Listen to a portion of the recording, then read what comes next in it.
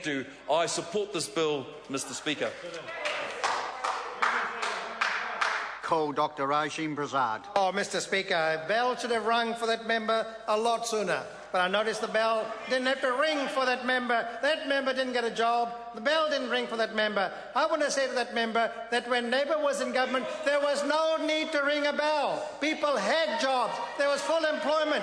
There was lowest unemployment in the world. Melissa Lee, who does not know the record of Labour in 9 years of government, talked about what did Labour do.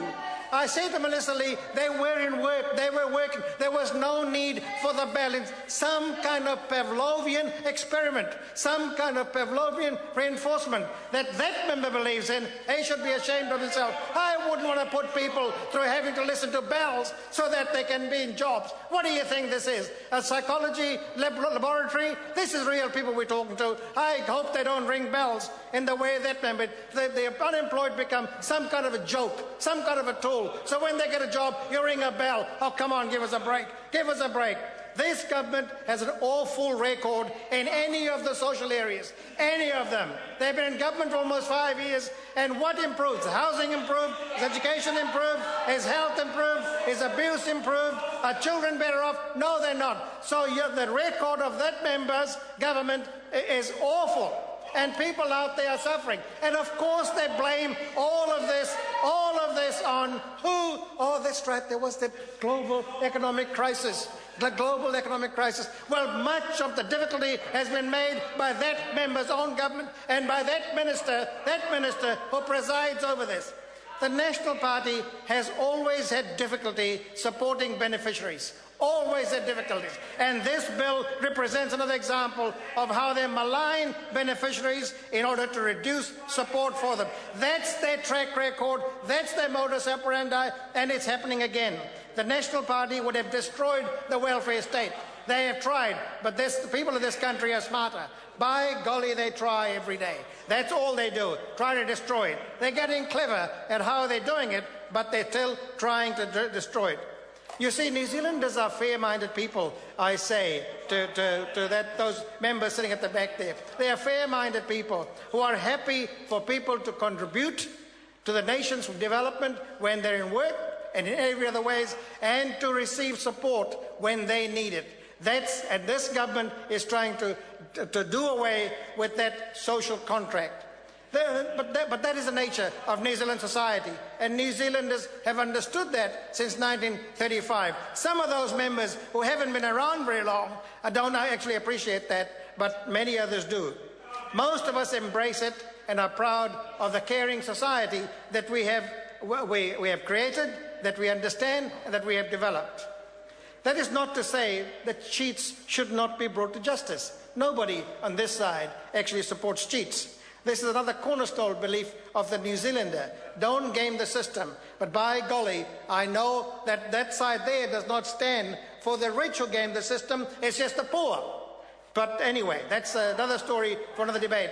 The national government and its previous manifestations have demonstrated their contempt for welfare beneficiaries and have always tried to put them down. I'll take the member through it. They paint beneficiaries as cheats, as criminals, as fraudsters. Remember the motorway that member was against because the criminals from the south would come to the west? Remember that, Melissa Lee? That's you. That member was maligning this group when she was campaigning for Mount Albert. So don't come here and cry false ears. That member was doing it, and that member's government does it all the time. You see, the prejudice they create, and then they create this notion of dependency. It's been created. Anybody in benefit for over a year is now a dependent. Dependent is bad. It's the pejorative, and we must do something about that. And then they do this intellectually, or this minister has done this absolutely intellectually dishonest thing, is to say, what's the cost of welfare? Taken a book out of Nick Smith's awful approach to ACC. So it's $67 billion. Absolutely alarmist. Absolutely alarmist. Nobody has to pay for all the welfare costs, lifetime costs of any beneficiary, the front up. No more than ACC. But no, that's how they do it. And then they say, we're going to fix it with this investment approach. But that members on that side fool nobody. The mechanisms that members' government has used over the years is legendary. Remember what Ruth Richardson did? She actually cut benefits. She actually took $1 billion at a very early period off the poor, and many of those poor in our suburbs suffer till today. That generation probably never recovered. They produce adolescents who are unprepared for the modern world, and their children probably still suffer. And that's their record. Remember what Jenny Shipley did?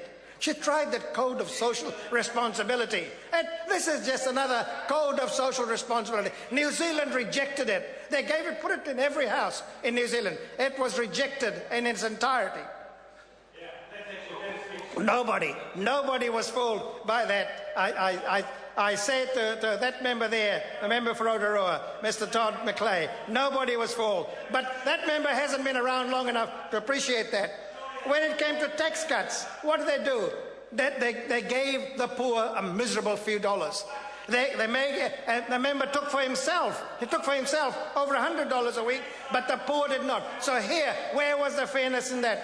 In the last Parliament and in this one, this minister has embarked on a mission to punish the poor and those on limited income through a series of so-called welfare reforms. And those members who came recently to Parliament are really they're just the cheering mob. They're just, the cheerleaders here. That's who they are. I noticed how they were pleading to the old minister a little while ago.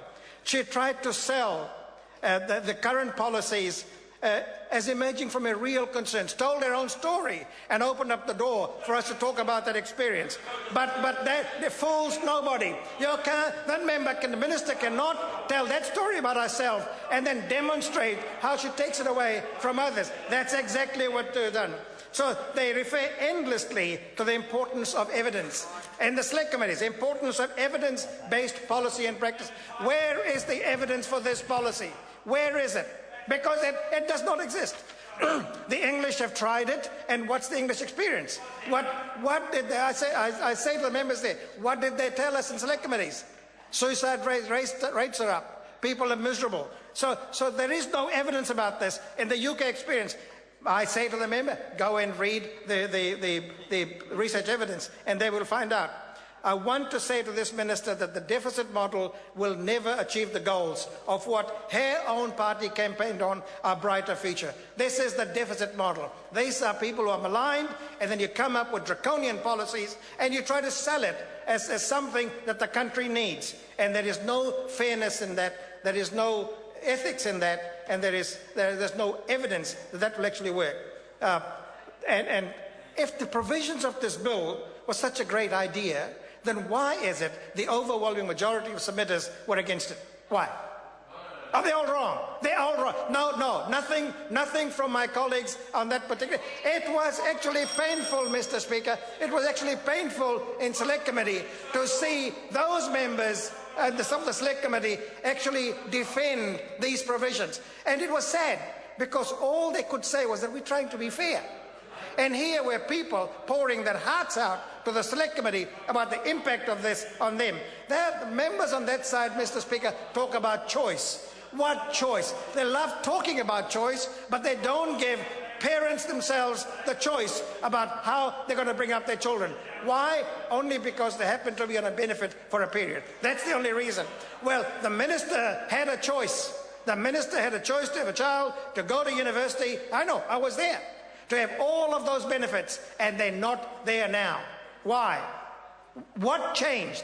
What changed from that minister's background as a student and as a sole parent to the sole parents today? What changed? I tell you what changed. She joined the National Party and she became a member of Parliament. She got seduced by the ideology of that particular party, and the submitters sowed through this. So, one submitter said, this bill, the provisions of this bill, Mr. Speaker, was another form of abuse. Another form of abuse. And that was, but I will not apologize to that member or to those people that support him, because there is nothing to apologize for. That's what they said. This was another form of abuse. The Foundation for the Blind said, hardly a radical organization, believed that this focus on work would make life more difficult for the blind. The disabled sector said the same thing. So there are no many. And finally, Mr. Speaker, the one thing we did not get in the Select Committee was what is going to be the assessment method. They could not present it to us. We did not see how these people are going to be assessed by contractors outside. Another arm of the ideology of that government, privatise it, it'll be good. It won't be. This is a terrible bill and we'll fight this. Sorry to interrupt the honourable member. I call Mike Sabin. Well, there was a hail of words that didn't seem to make much sense to many people in the House.